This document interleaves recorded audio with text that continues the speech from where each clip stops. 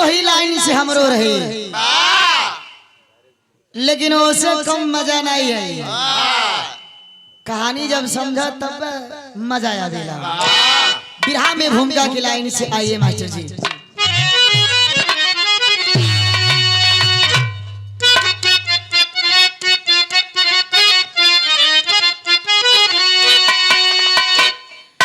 गरीबों का जग में गुजारा नहीं है, दबते हुए को दबाते सभी,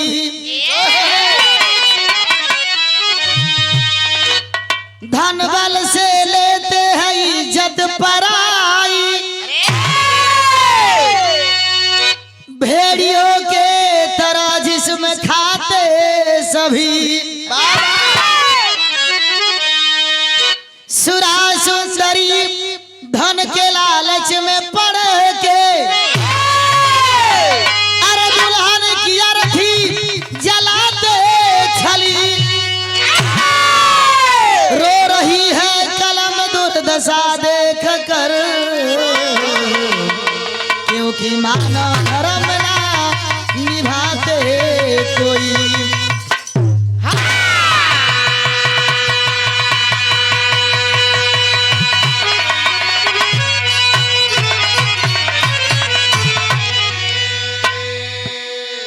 ए बाबू, गरीबी बड़ा बाउर होले,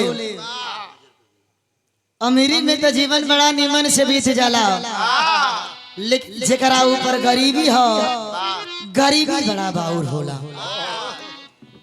कहानी यही पॉइंट पे बा कि गरीब अपन जीवन कितना हो सुधारे, तो सुधरत बड़ा टाइम लगी, ई जीवन खत्म हो जाई। बिरहा के अंदर गजल के लाइन,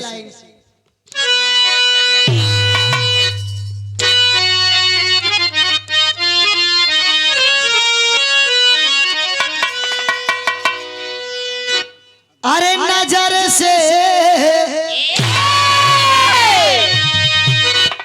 जैसे आप इशारा कर रहे थे, क्या बात है, नजर से, नजर से, अरे नजर से हो, नजर से इशारा नजर कर गई,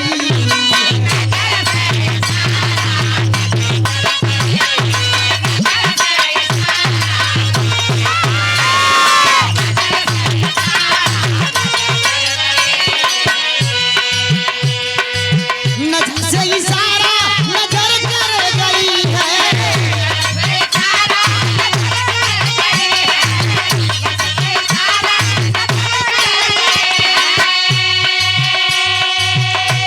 अरे नजर से इशारा, अरे नजर कर गई,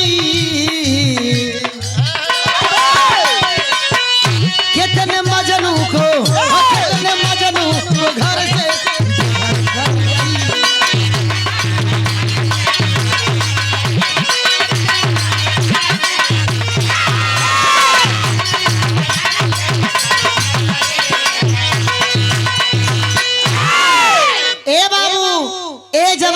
केहू के केहू ना होला, इंसान इंसान के देख के जौलत हवन, केहू केहू के भलाई नहीं खे चाहत। गुरु जी भाव में लिखले कैसे,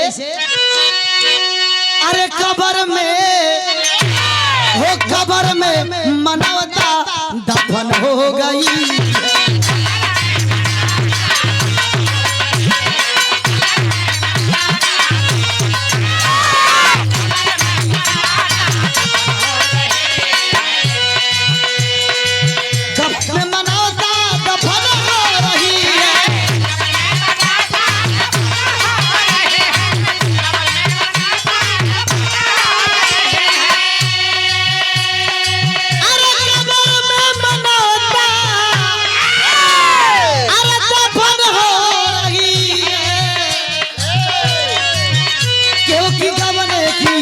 क्योंकि गवने की चुनारी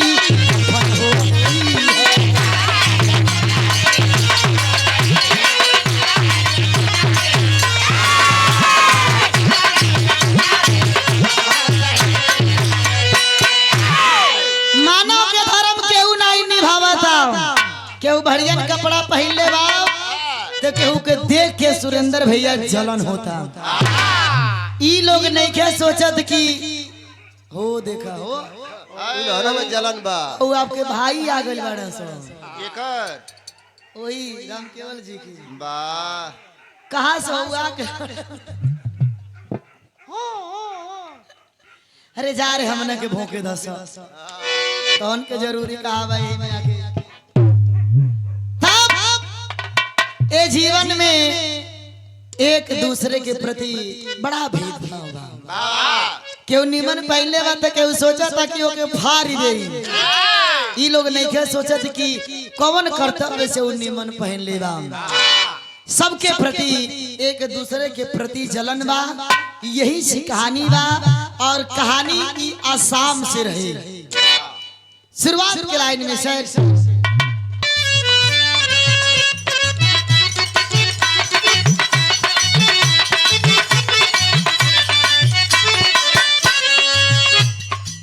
प्रांता साम में विधवा एक बेचारी थी। प्रांता साम में विधवा एक बेचारी थी। लीला नाम की सुंदर उसकी दुलारी थी।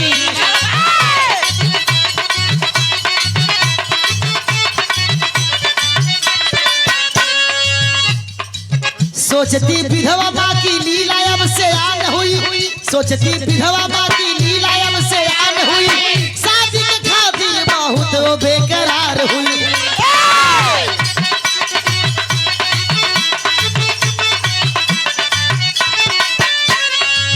बेचकर खेत वहाँ ब्याह को रचाई है। बेचकर खेत वहाँ ब्याह को रचाई है। शुभ घड़ी पड़ गई बारात द्वारे आई है।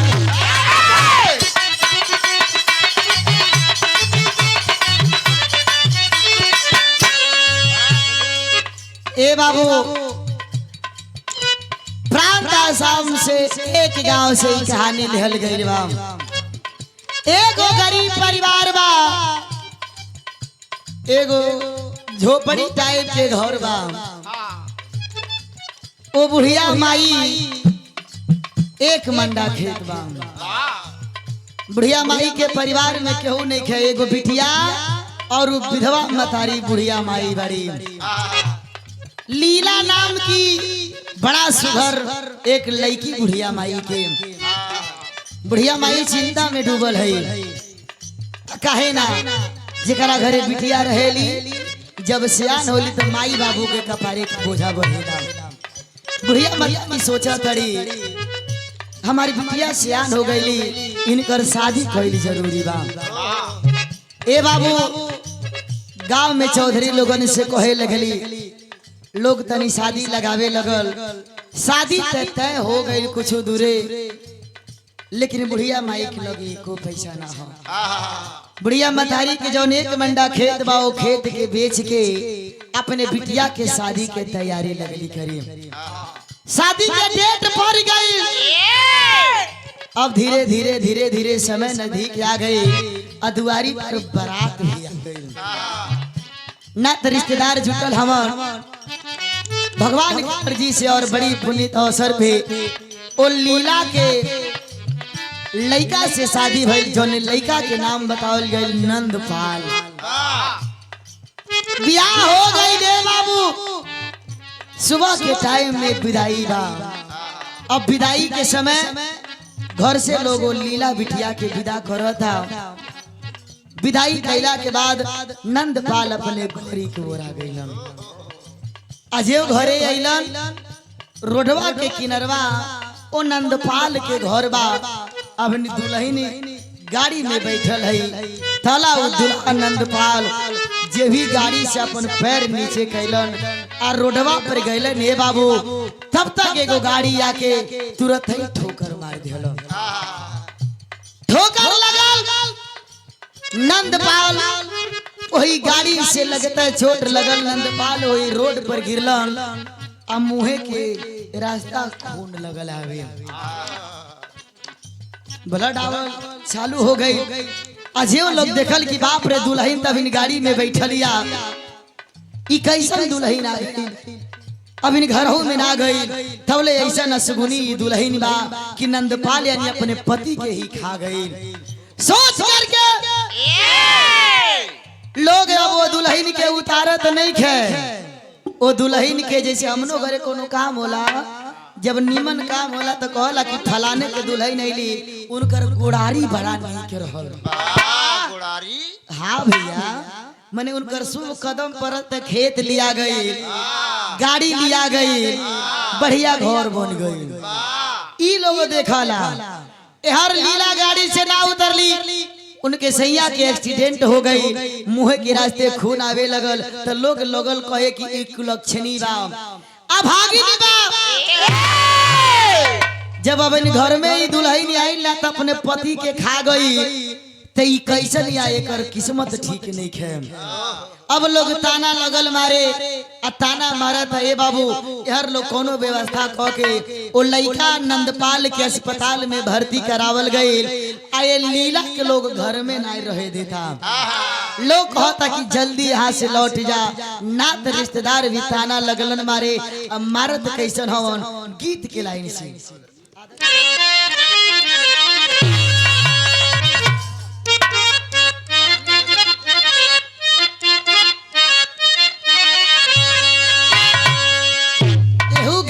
गीतिया के बड़ी प्रेम से ही माई बहन लोग गावेला। गावेला लोग कैसे भैया? अवध रसिया तुहके जाए न देव, लेकिन तनी भाव में गौर करी, आदेश के पालन करे के पड़ता। कहानी क्लियर हो जा, आधा घंटा में बिरहा नहीं होला, ये तो बतियौला से आधा घंटा खत्म हो जाला। लेकिन ये समझ जाए ना कि हमन के टीवी में गावत है कहे के बा। अरे धरत गोड़वा वो धरत गोड़वा दुल्हा खैलू ये डाल,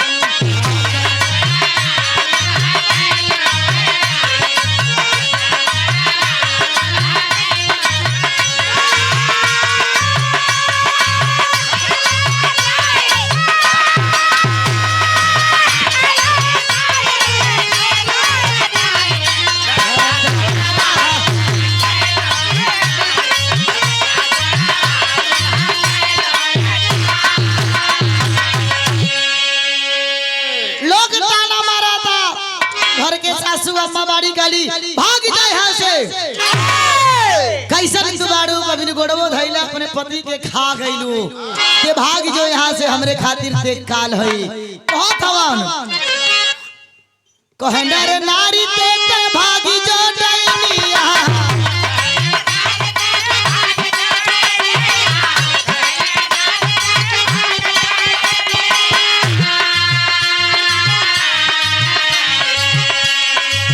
तोरे जैसन चाही नहीं घर में दुल्हनिया,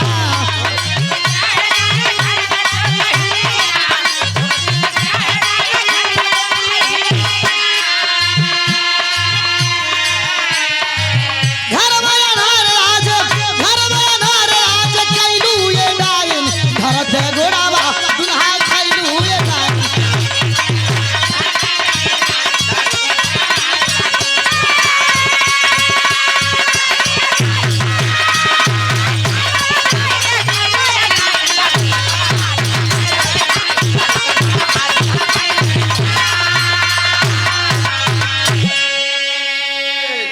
कहीं वीर रस के बिरहा गा देते हैं तो पता चलो भात ही उलट गए। वैसन बिरहा गौले में हऊ दशा हो गई है। नहीं तो पता चलल होता। एक बिरहा बेचारे सीना पर हाथ धैले अरे पिसुआ पीजिए। का पीजिए? पिसुआ ये क्या होता है? नदी के तीरे मिलेला। नहीं भैया, मैंने काजू बादाम दूध हर दिन के बोआला हल्दी बोआला ए बाबू हर लोग ताना मारे लगल।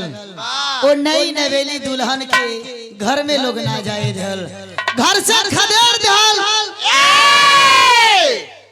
अब वो नई नवेली दुल्हन वो बिटिया लीला सोचत है कि ससुरा अली सैया के मुंह ना देखली न जाने कौन किस्मत में ऐसा लिखना लिखा गए कि पति के एक्सीडेंट भाई लोग खदेड़ दिल फिर जाई तो कहा जाई जे कुछ दूर आगे चल थड़ी लीला कहली कि अब एक ही रास्ता बा नैहरे के अलावा की करी दुआरी पर जाई करत कहाई गीत के लाइन से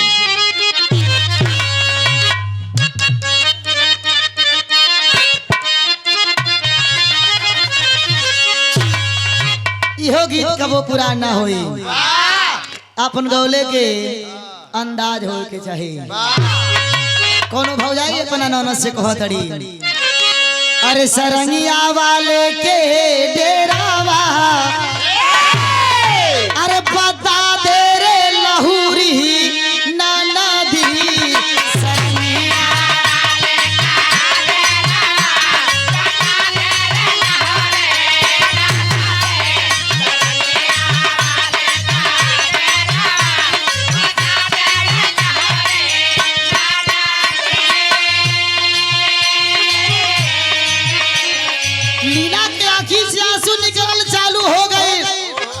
के करा दुआरे जाई है बाबू ससुरा छूट गई बड़ा उम्मीद पे माई बियाह कैलस कि बिटिया के जिम्मेदारी छूट गई लेकिन आज के करा दुआरी जाई कहो तड़ी लीला के बरसे ना जारिया लीला के बरसे ना जारिया सुनरिया भीजे हो लाला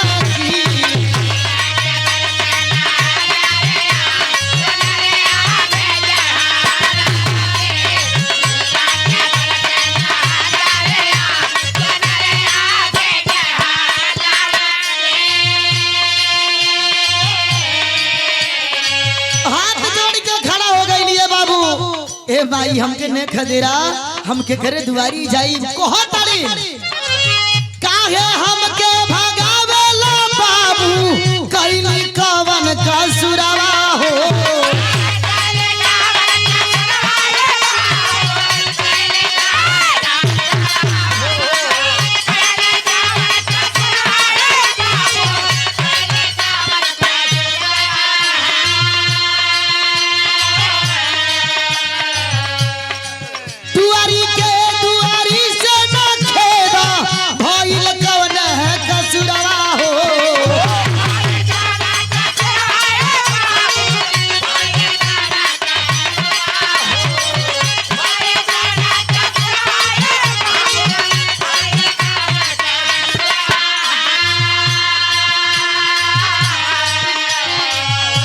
हमके करे दुआरिया जाई हमके करे दुआरिया सुनरिया भी जय हो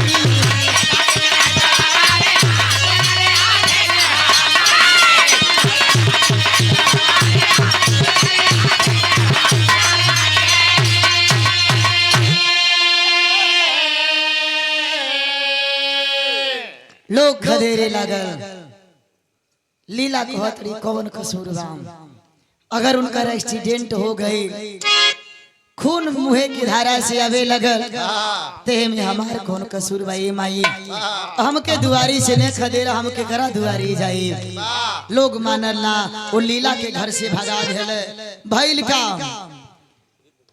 अरे नंदपाल को भर्ती किए अरे हॉस्पिटल में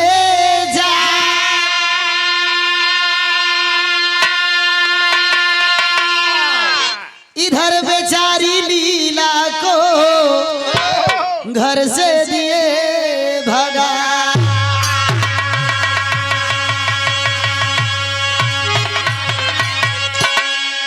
ए बाबू हर नंदपाल के ले जाके वही असम शहर में हॉस्पिटल में भर्ती करा दिलन वो लड़की लीला के भी घर से खदेड़ दिलन लेकिन वो लीला रो अब अपना घरे भरी चल चढ़ी नैहरा के भरी चलत है कैसे गीत बा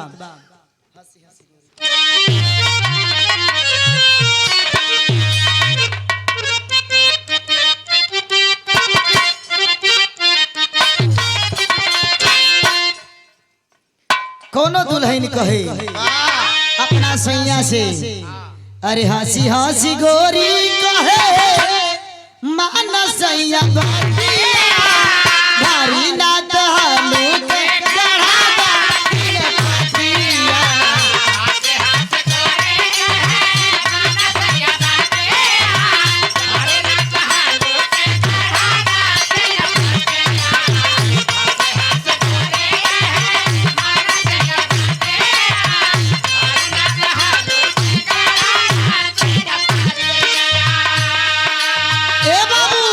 आगे पीछे केहू ना लौका था उ लीला रोवत अपना घरे आ गईली अपना माई के लगे।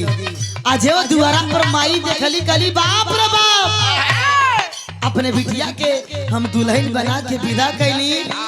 आई सुबेरे गईली शाम के कहे आ गईली दौड़ के उधवा मतारी अपने बिटिया लीला के पकड़ के कहली ये बेटी का भाई काहे तू चल अइलू। आजे रो रो करके मतारी भी पूछा तड़ी उ लीला कहत कबारी कैसे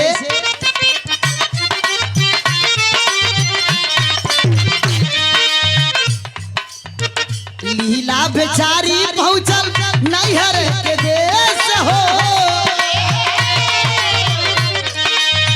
लीला बेचारी पहुंचल नैहर के देश हो। जाई के मतारिया से कहेले कलेश हो।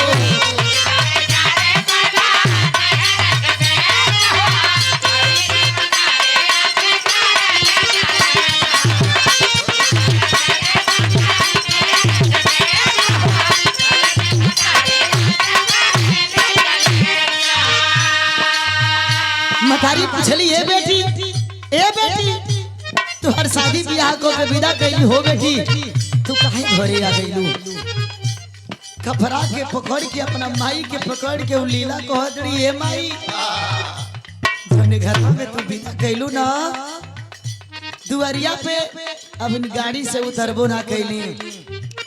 अजय हमार सैया गाड़ी से उतरले ए माई एगो गाड़ी आके पीछे से तुरंत ही ला के ठोकर मरला सा जे ही चोट लागल जमीनिया पर गिर गई न। लोग हमके पापी कलंकी कह के घर से खदेड़ दिलस। बतिया के सुनता मतारी त मतारी है ना उ बिटिया फिर बतावत रे जन्म त जहरा माई जन्म त जहरा माई कहे ना खियावालू कहे नाही सौरी में नटई दबावा।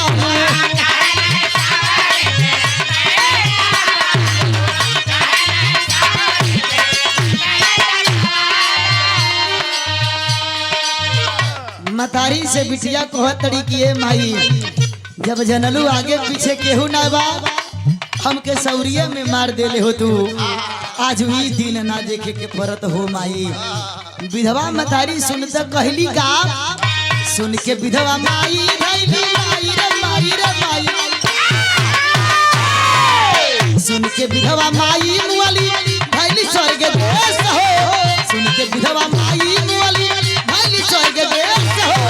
जाई के मतारिया से कहेले कलेश हो।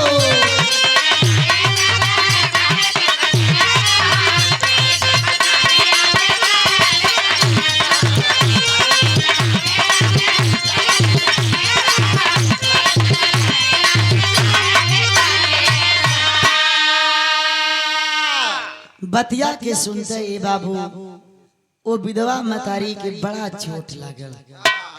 सोच लेली कि पिता भी ना होवन एक मंडा खेत रहल बेच के बिटिया के बियाह कैली इहो घरे चल अइली। अब दुनिया जे के ना हंसे के वो हंसे। बढ़िया माई के दिल पर बड़ा चोट लागल। आ तुरंत ही सोचला के बाद वही जमीनिया पे गिरली। ये बाबू शरीर से प्राण निकलल बुढ़िया मतारी वही गिरल की गिरल रह गई। अब वो बिटिया लीला अपने माई के मुंहल दिखले बड़ी ये बाबू जैसे ओ लीला के ई बुझाइल कि अब हमरे जियाला के अब कोनो अधिकार ना हो। गांव में दो चार घरे जाके अपना माई के दाह संस्कार करावे खातिर व्यवस्था करौले। आलोक वो बुढ़िया मतारी के अंतिम संस्कार करे के खातिर एगो नदी के घाट पर ले गई। लोग उतार के चिता सजा के चल आई। अब आगे देवे के खातिर यह एकलौता लड़की लीला रहली जन कहली कि हम ही अपने माई की चिता के आगे देव।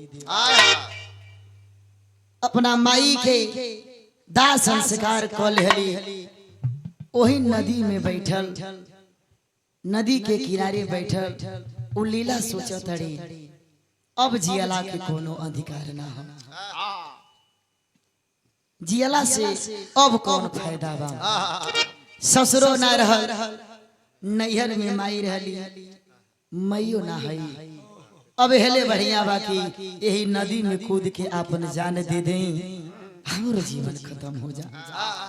इतना सोच के लीला जे हुई नदी में अपन जान देवे जात है। तब भइल का मास्टर साहब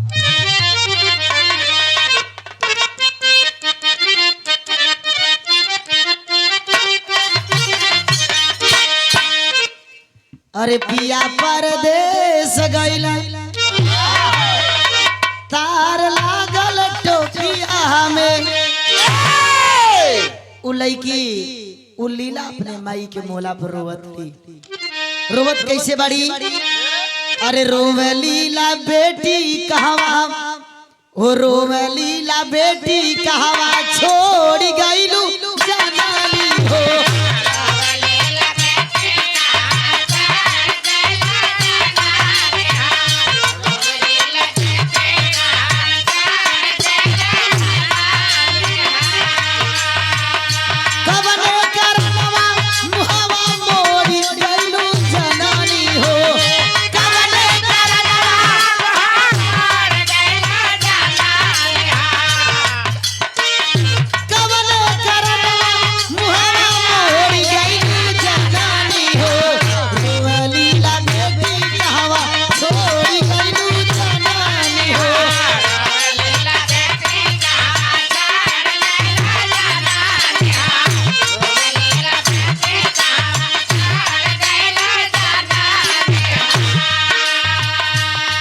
सोच के बाबू उ नदी में कूदे जाता रे। अब जे कूदा तब तक वही नदी के किनारे से एगो बड़ी सुघर नाचे वाली नर्तकी जेकर नाम बतावल गयल सोनाबाई अपने पालकी में सवार होके वही नदिया के तीरे से जातड़ी। आ वही पालकी में बैठल देखा तड़ी एगो वही नदी में एगो लड़की अपन जान देवे जातिया। उस सोनाबाई अपने लोगन से कहली कि तनी पालकी नीचे करा, आओ देखा हो लड़की काहे जान देवे जाती बा। पालकी नीचे रखल गई। अब पालकी से उतर के स्वयं सोनाबाई वो लड़की के हाथ पकड़ लेली, कहत कि ए बेटी काहे जान देवे जातड़ू, इतना सुंदर है तुहार शरीर बा, इतना सुघरी मानव के जीवन बा, आखिर काहे जान देवे जातड़ू, का भइल बा। तब लीला वो सोना भाई से कहतड़ी, का कहतड़ी, सासुर छूटल आइली नैहर के नगरिया।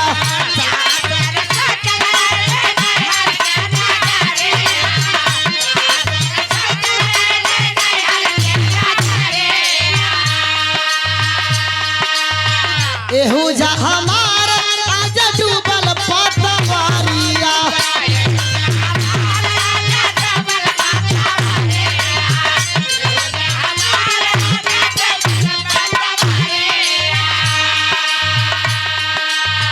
कवन कारणवा मुहवा मोरी गइलू जनानी हो, कवन कारणवा मुहवा मोरी गइलू जनानी।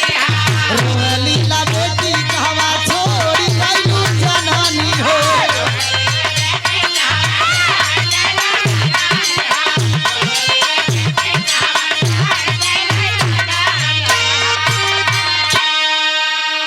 ओ सोनाबाई से उ लड़की लीला कहली कि जब पूछत हो तो बतावत है। हाल ही में अभी 2 दिन भी ना भइल बियाह भइल हो, अपना नैहरा से ससुरा गईली। सैया जे भी गाड़ी से उतरला एकठी गाड़ी पीछे से आके तुरंत उनके मार देले, चोट लागल। तो उ दोष हमरे ऊपर आ गइल कि हम कलंकनी बानी, पापी बानी। ससुरा के लोग कह के खदेड़ दिले। नैहर आईली, माई से सारा सच्चाई बतौली। एको मिनट ना लगल, जब सारी बतिया माई सुनली तो माई भी हमके छोड़ के ये दुनिया से चल गईली। हमरे आगे पीछे केहू ना हो। अब जियाला से बढ़िया बा कि हम मर ही जाई तब ठीक बा। अजे ही इतना बतिया उ लीला ओ सुंदर सोनाबाई से सारी सच्चाई बतौली। तब सोनाबाई कहली कि जीवन देहला के जरूरी ना हो, हमरे साथे चलो। कहा चलो? बिरहा में तेरी की लाइन से।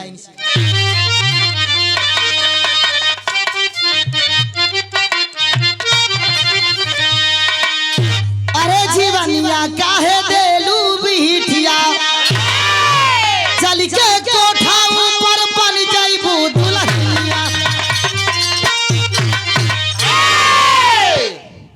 ओ नाचे वाली सोनाबाई कहली कि ये बेटी, ई जीवन बड़ा सुंदर हो, जीवन देहला के जरूरी ना हो।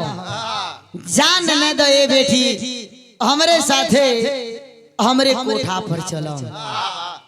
नचिया गई हो, अगर तोरे किस्मत में तोरे पति के मिलन लिखल रही तो जरूर रही हो। काहे से कि कहीं क्यों न जा, लेकिन ई कोठा ऐसा चीज हो, आदमी तनी मौज मस्ती करे, नाच गान सुने जरूर आवेला। तेहले बढ़िया बा, मुआला से बढ़िया बा कि हमरे साथे चला, हमरे साथे कोठा पर रही हो, नचिया गई हो। जरूर अगर किस्मत में तुहार पति हुई है तो मिले जरूर रही हो। ए बाबू, यार सोनाबाई के साथे उ लीला लड़की अब कोठा पे आ गई। नाचल गावल भी चालू को देली।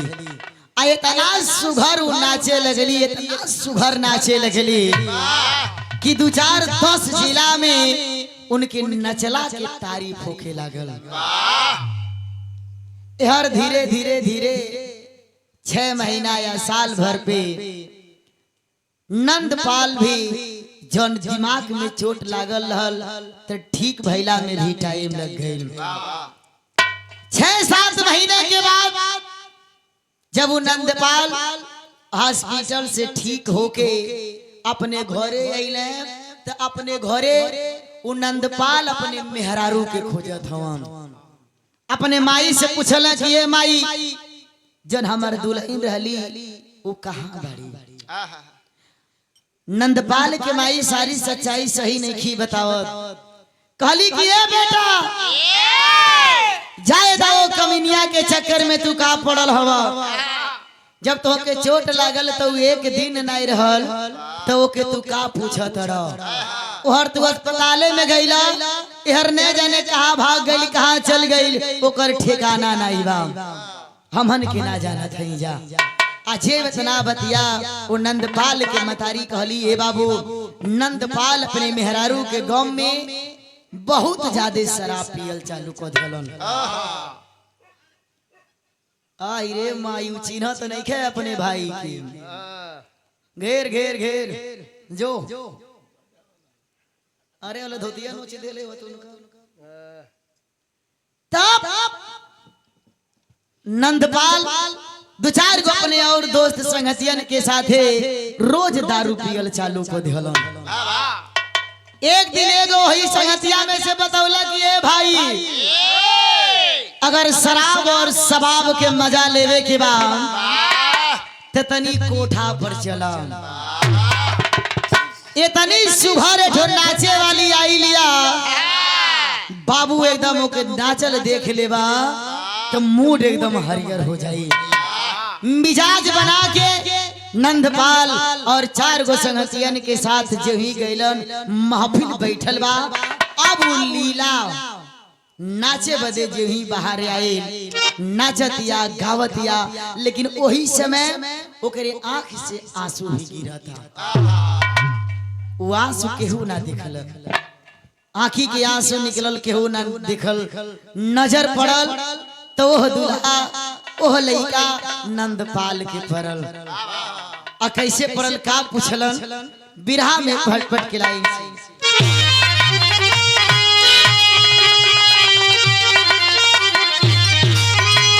अरे नंदपाल जब लूटन चला लहरिया तवाए खाने में अरे नंदपाल जब लूटन चला लहरिया तवाए खाने में लीला से जब टकराई नजरिया तवाए खाने में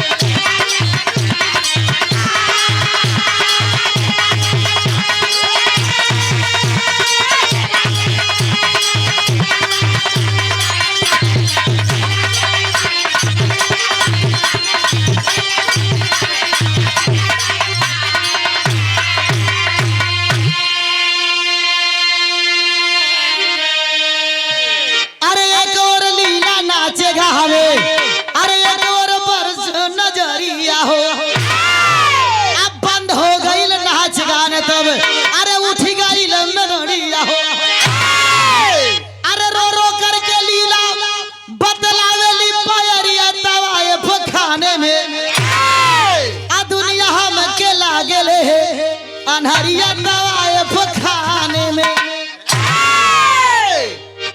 ए बाबू जितने वो लीला नाचतड़ी उतना उनकी आंखें से आंसू निकला था सब पिया था और नाच के मौज लेता लेकिन वो नंदपाल इतना शराबी रहलन न कुछ लौके ना लेकिन जहिया वो लीला नाचत रहल सामने बैठल रहल कितना बोतल पी गई ना लेकिन वो लीला के आंस के सामने इनके नशा ना चढ़ल धीरे धीरे धीरे नाच गाना भी खत्म हो गई सब उठ के जाए लगल अजय वो लीला वो सभा से निकल के अपने कमरा की ओर जात है नंदपाल दौड़ के लीला के हाथ पकड़ हलन जब हाथ पकड़लन लीला पीछे घूम के देखली कहली कि ये साहेब काहे हाथ पकड़त हवा नंदपाल कहला हाथ के पकड़ला के मतलब कोनो गलत बात ना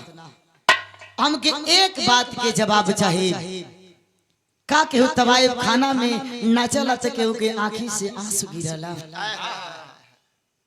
आखिर कौन कारण बा तू नाचत हो जब से तू नाचत हो तब से देखत है तोरे आंखी से खाली आंसू निकला था ये आंसू के पीछे कौन कारण बा लीला जितना बतिया पूछला लीला के और अंदर से फीलिंग आई कि अच्छा केहू रोवा लाओ तो अगर केहू चिपवावे तो और रोवाई आवेला ई होला कि कितना रोला तनी करेजा में ठंडक आ जा अजय पूछले नंदपाल लीला और जोर से रोवे लगली नंदपाल कहला कि रोवा मत हमके बतावा तू काहे रोवा तड़ू लीला काली की ऐसा हो सब नाच देख के चल गए आपो चल जाई ई तो हमार रोज के काम बा नाचीला गाईला यही में रोईला केहू ना पूछेला नंदपाल कहले कतई ना तुहर बाई पकड़ ले है तो जबले सच्चाई ना बतैबू हम ये जगह से हिलब ना जे बतिया के सुनली ए बाबू अब सारी सच्चाई वो नंदपाल से बतावत रही बिरहा में आल्हा के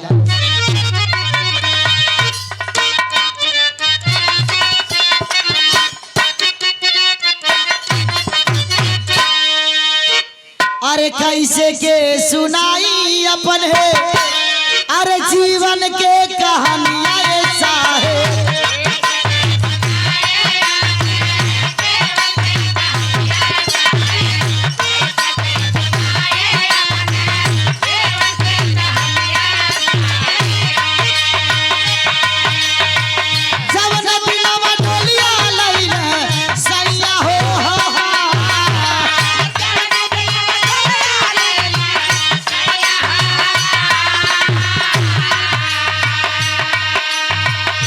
देखहू न पावनी हो साहे देखहू न पावनी अपने सैया के सुरतिया साहे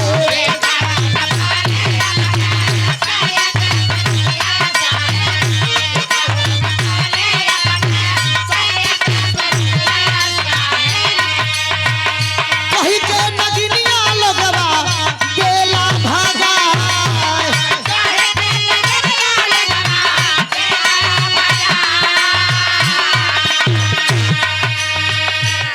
अजेतना बतिया उ लीला कहत गईली कि शादी भई अपना घरे गईनी सैया के चेहरा ना देखली गाड़ी से ठोकर लगल चोटवा के लगते हम के लोग नागिन कह के पापिन कह के खदेड़ दिहल अपने सैया के चेहरा ना देखली। नंदपाल सोचा थवन ई ते सारा कहानी हमरे साथे बीतल बा। गौना करा के हम लैली गाड़ी से उतरली गाड़ी से चोट हमके लगता एकर मतलब ये हमर दुल्हन है। कहले का रोवत आईली अपने नैहर के नगरिया साहेब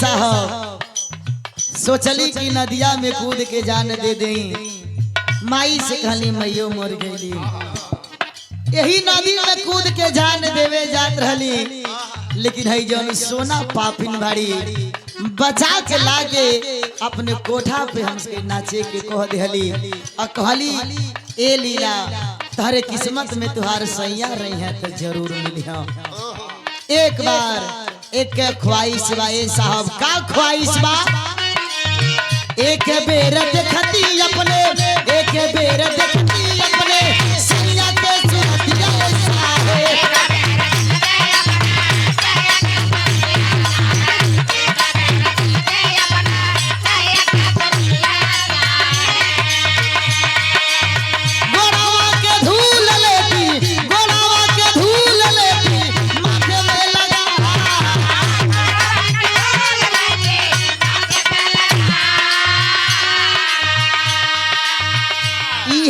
बात हमारे जीवन के कहानियां ऐसा है।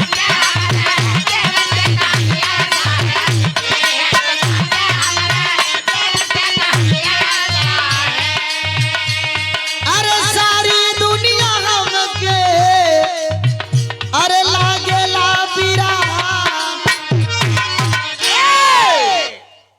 सारी सच्चाई बता देली कि जीवन की बस एक ही ख्वाहिश बा एक बार अपने सैया के चेहरा देख लेती उनके धूल उनके चरण के धूल अपने माथे लगा लेती यह अंतिम इच्छा बा ओकरे अलावा हमारे जीवन में कोनो ख्वाहिश ना हो।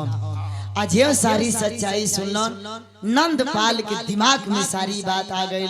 ओ लीला से कहलन कि ए लीला जैसे तू सारी सच्चाई बतावत हो हम ही तुहार पति हई तू हमार पत्नी हो हम तुहार पति हई। आज यही इतना बतिया कहलन आँखी से भर भर और आंसू निकले लागल। लीला दौड़ के अपने सैया के पकड़ के कहली कि जीवन में जौन सोचली आज मिल गई एकरे अलावा कुछ भी ना चाहिए। नंदपाल कहलन कि हमरे कारण तो के दुनिया ठुकरा देले दुनिया हत्यारा बना देले तब सारा हक तो के हम दियाई। अजय अपने पत्नी लीला के हाथ पकड़ के कहलन कि अब ये कोठा पर ना रहे के बा हमरे घरे चले के बा। जो तैयारी बनौलन वही संगतिया में से एक आदमी निकल के जाके घरे बता देलन कि ए चाचा औ जब कोठा पे नाचत रहल ओके तुहार बेटवा नंदपाल अपन मेहरारू बना के आ तुहार पतोह बना के उ घरे लावत और तो सच्चाई सब जानल ना कि उनकर पत्नी है उ खाली अपने घरे ले आवत हवन। आ जे घरे आके बता देलन गुस्सा में नंदपाल के पिता लाल हवन कैलन का बिरहा के अंतिम खड़ी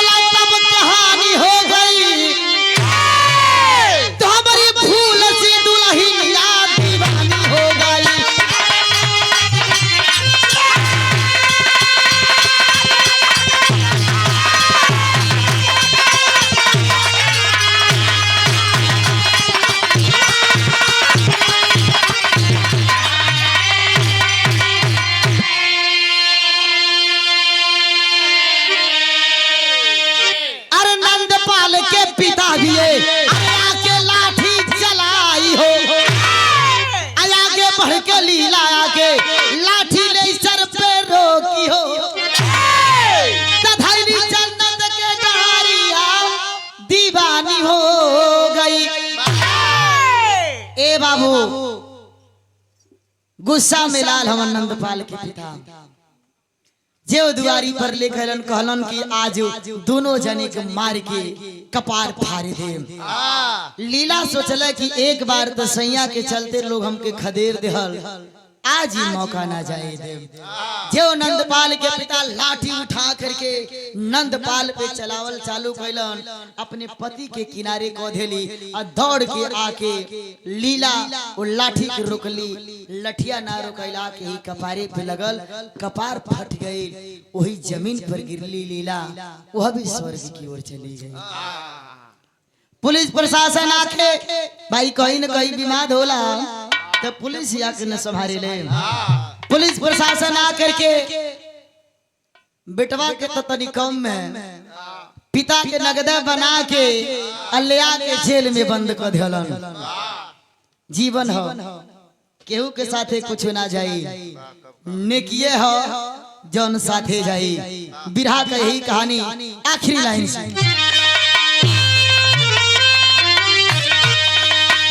गुरु बिहारी गुरु गरे दुख दारुण रही कहानी,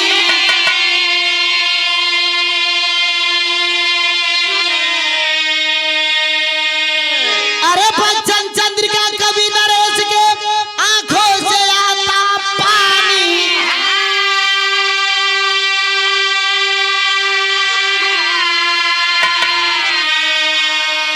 जीवनिया काहे देलू बिटिया